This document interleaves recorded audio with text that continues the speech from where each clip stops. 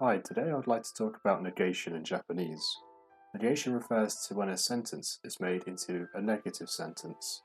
For example, I did not go to the shop. The not here acts to negate the go. If we turn to look at Japanese, at a first glance, Japanese has quite a few negations, such as nai, nu, zu, zezu, zen, and so forth. Initially, all of these negations might seem a bit random or unconnected. Sezu is very much different from Nai. However, what if I was to tell you that these aren't quite as random as they may first seem?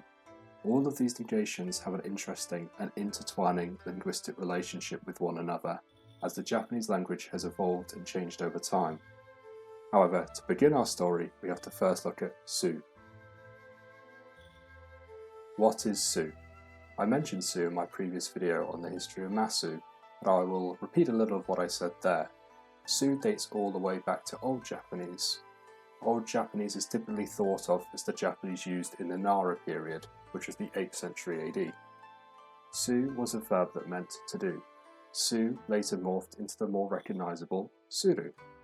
In the modern national standardized language of Japanese, the negative form of suru is shinai. However, suru does not appear as a verb until the end of the Heian period, which was the late 12th century. Before suru was born, we simply had su. So if suru did not exist in older forms of Japanese, what did the negative form look like? Specifically, what was the older version of shinai? Let me explain.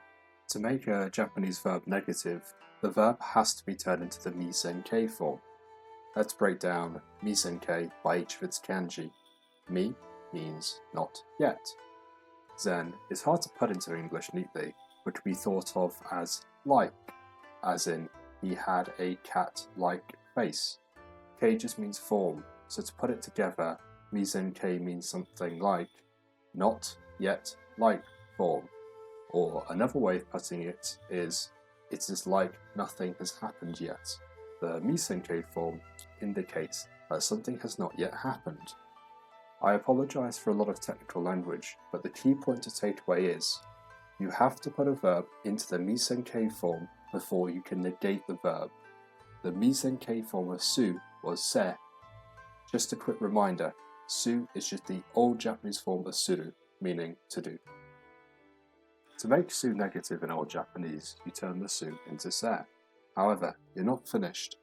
You've only turned su into its mi-sen-kei form. You need to add the auxiliary verb zu. What is zu then? I appreciate that su and zu sound quite similar, but they are very different things. Zu was an auxiliary verb. An auxiliary verb is a verb which supports and supplements information to the verb it attaches to. Zu is the actual negation.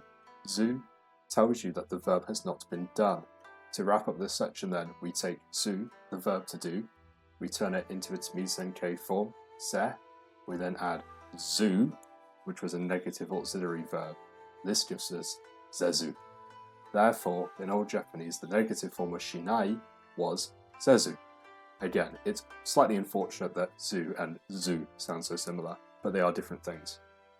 Interestingly, you may occasionally still hear or see zezu used in archaic or poetic Japanese.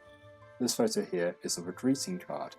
The sentence is as follows: Zen natsu bate mo zezu genki ni kurashite orimasu. Do you notice the zezu? Bateru is a verb that means to be exhausted, and zezu has been attached to the end of that verb, so it means without being exhausted. To save time, I won't explain the translation in depth, but it's saying, I hope that everyone is living healthily and are not being exhausted by the heat. Something along those lines. As a final point, zu can be attached to the mi-sen-kei form of any Japanese verb, even today. Let's take okoru, which means to happen, and negate it. We take okoru, put it into the mi-sen-kei form, which is okora, then add zu, which gives us okorazu, meaning without happening. Another way to remember the mi-sen-kei form is that it's the form that nai attaches to. If you're still early in studying Japanese, just think about the sound change you have to make to put nai on the end of a verb. So nomu, which means to drink. Noma is the mise and k form, so nomanai. What is nu? Okay, so we've covered our first negation, zu. Zu was an auxiliary verb that was put on the end of verbs to negate them in Japanese. We're moving now on to nu. You may have seen nu in forms such as senu, shiranu. Nu is actually related to zu. Nu was originally the rentai k form of su. We're getting fed up now, right, with all of these Japanese linguistic terms, but let me break it down. The ren in this context means connect. Tai means body, and k as always just means form. So we have literally the connect body form. However, I actually think the English linguistic translation is an easier way of understanding it. Ren tai ke is translated as the attributive form. The attributive form attributes a quality or characteristic to a noun. For example, if I say tall building, the adjective tall gives the building an attribute, specifically that the building is tall. To explain in more simple terms, when zu went in front of a noun it was giving an attribute to, it turned into nu. Certain noun phrases, even in modern Japanese, retain this old grammar feature. Do you know the term shiranukau? Shiranukau means to feign ignorance, to pretend that you don't know something. Shiru means to know, and then we turn shiru into its mizenke form, shira, and then we stick nu on the end, giving us shiranu. Kau just means face. What's happened here is that shiru has given an attribute to kau. So a shiranu kau is a not knowing face if we turn it into English quite literally. So in effect, su and nu are from the same place. Nu is just the rentai ke, aka the attributive form of zu. Why zu turned into nu, which is such a different sound? I have no idea. Sometimes languages just have verb forms which change quite drastically in sound. So let's sum up su and nu and bring it all together. Zu was an auxiliary verb that would attach to the mizenke form. The mizenke form, to remind you, is the form of a Japanese verb that you have to put it in before you put zu at the end. In modern Japanese, you'd put nai. Compare tabezu with modern tabenai. Nu was the rentaike form of zu. When zu went before a noun it was modifying, it had to become nu. I will use the example from before. Shiranu kau. Shiranu modifies the kau with a negation. Shiranu kau could be translated as not knowing face, specifically someone who feigns ignorance. Why then is there shinai? At the beginning of the video I mentioned that shinai came into Japanese after zu. How then did we end up with the modern shinai rather than the older Japanese sezu? Well, nu actually began to replace zu. In the Muromachi period, which began in the 14th century, the distinction of when to use zu and nu began to change. Nu began to be used at the end of sentences rather than just modifying nouns. Let's return to our old friend Tokugawa Ieyasu. He says the following line. Washi no meirei nashi ni nani mo okoranu. If you'd like to know more about the grammar behind this line, please see my previous video on Tokugawa Ieyasu. But, do you see that nu at the end? Okoranu. Okoranu is just the verb okoru, which means to happen, with nu placed onto the end of it to negate it, leaving you with without happening or not happening.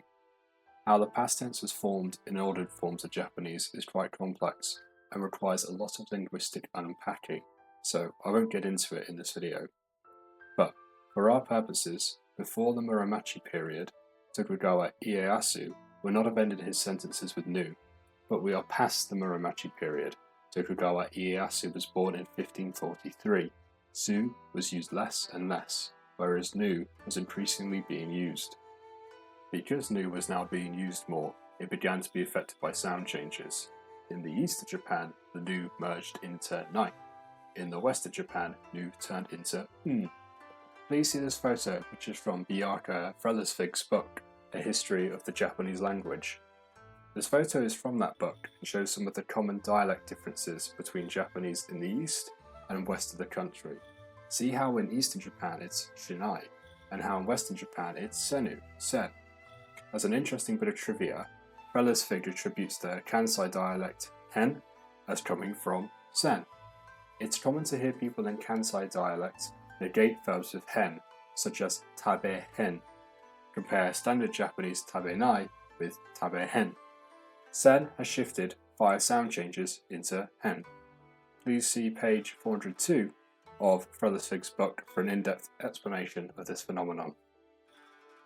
As I said previously, nu was increasingly being used, more so than zu. We then learnt that nu shifted into nai in Eastern Japanese dialects. Ultimately, since modern Standard Japanese was created out of the Eastern dialects of Japanese in Tokyo, jinai has become the standard negative form. However, in the west of Japan, senu and sen can still be heard to an extent. If the standard form of Japanese was born out of Kansai, rather than Tokyo, perhaps we'd all be learning to say tabehen, not tabenai. Thank you very much for watching. I hope this video has shed some light on the development of negation in the Japanese language over time, and that zu, nu, and nai are actually all related to one another. I will say though that this video has simplified things quite a bit. You could spend an entire university degree learning about how Japanese has evolved as a language, or like Bjarke Svelsvig, you could write a 400+ page book on the topic. What I'm trying to do is pick out the bits of evolution that are the most relevant to someone learning modern Japanese, but that does mean skipping over details. So, please don't take this video as a definitive, comprehensive explanation, but still, I hope it was interesting. Thank you.